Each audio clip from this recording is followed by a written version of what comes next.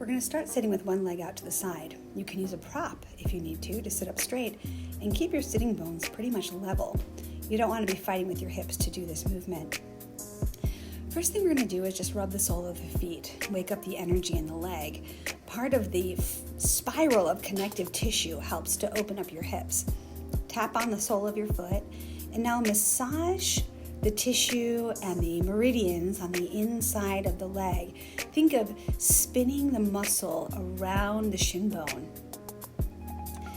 Find any tender points that you feel, and you can spend a little extra time there enjoying that. This massage should feel nice, but you should feel almost like little tender points in there. Now you're going to look for the creases of your hips, and I want you to spiral the hips. Start to suggest the direction that the hips are rolling. One hip is turned out while the other hip is turned in, and you're encouraging the bones to roll with that. Now start letting your pelvis roll.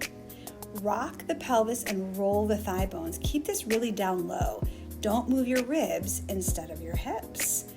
I always picture this kind of like trying to turn a jar lid, just winding and then unwinding. Winding and unwinding. We'll start to make it bigger. Just a little bigger. If you feel any low back discomfort, you've gone too far. Now we're going to twist and then swing with your arms to make the spiral bigger.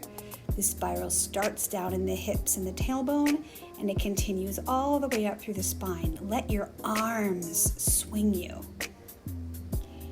Breathing in and breathing out, squeeze your waist each time. Now we'll make it bigger by lifting the hips up. You can always stay at any phase and not progress if that's right for your body. It'll get there in time. Opening the hips, spinning and twisting.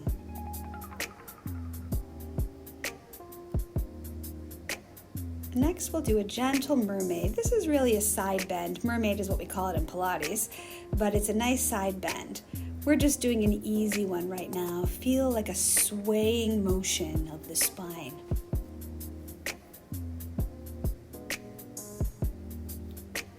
Now we're going to twist the body, bring both forearms down to the floor, and tip yourself up so you're on top of that bottom leg.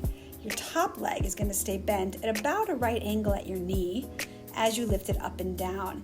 Try to keep the front of the hip relatively open. Now we're going to bend and turn. Knee towards your shoulder and then look at the foot. Feel like your leg is sliding along a tabletop, so the leg itself is not going up and down. Pivot yourself to your side, up on your forearm. We're bringing the knees together and then the feet together. We're working the rotation of the hip. Keep yourself up on your hip as you do this motion. Now let's get the abdominals involved a little bit. Bring your elbow towards your knee and then stretch the arm and the leg away from each other. So we're contracting the side muscles and then stretching the side muscles. And then we come back to our mermaid position, our mermaid sit. Now, keeping your toes in one place, you're going to pivot. See, my toes are staying in one place. You're going to pivot. You can bring your hands behind you and rock back as much as you need. Let this be a natural movement where the hips open, they unfold and refold to face the opposite direction.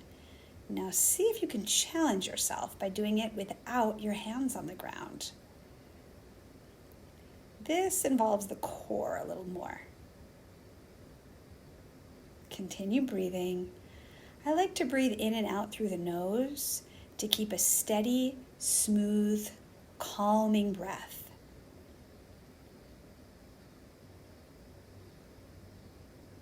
Now your legs are positioned in the other direction. You're ready to go. Here we are, tapping the foot again, waking up the sole of the foot. The sole of the foot, the fascia and the meridians that connect to the sole of the foot continue up into the body. So waking up the sole of the foot not only feels nice in your feet, but it releases some of the connective tissue, some of the long fibers of fascia that might connect the foot all the way to the head. Again, we're massaging the hips and beginning to roll. As you roll, think of rolling your thigh bone into the sole of your foot. Feel a connection of the sole of your foot to your leg. Now we twist and we begin the swing of the arms. Really let your arms propel the motion. Like you're wrapping yourself in a big cape. Breathing all the while. Let your head turn with the movement and then lift it up if that's what works for your body today. Rocking up onto the shin bones. Opening the front of the pelvis. Looking back over your shoulder at the hand on the floor. And moving into our gentle mermaid, swaying side bend. Nothing extreme here. We're just allowing the spine to move side to side and feel how the hips respond to that movement. Now we're going to bring the forearms down to the floor and walk yourself up so you're on top of that bottom hip. We go up and down, working the deep muscles of the hip. You can notice that only one of my elbows is on the floor. So still try to center your shoulders, but it's okay if both arms are not down. Knee towards the shoulder, then look towards your toes. Slide that leg across a tabletop so it stays at one even height. Now toes together, knees together, continuing to work the rotators of our hip. Notice how I'm not rocking the pelvis back and forward. Try to keep the top hip over the bottom hip so the rolling of the thigh bone becomes the movement. Also be mindful that your ribs don't sink down into a side bend until we get into this part of the exercise where we're doing that on purpose.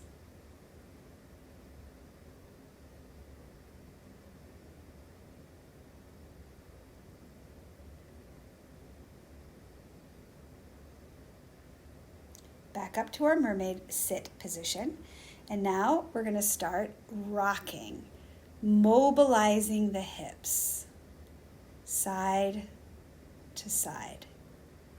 Keeping the feet where they are, pivoting and rolling, feeling the relationship between the legs to the pelvis to the spine. And give yourself a challenge if you can and do it without your hands. If you feel like your hip flexors are screaming at you right now, you're going to have to use your core more. If that still doesn't help, continue practicing with your hands on the floor.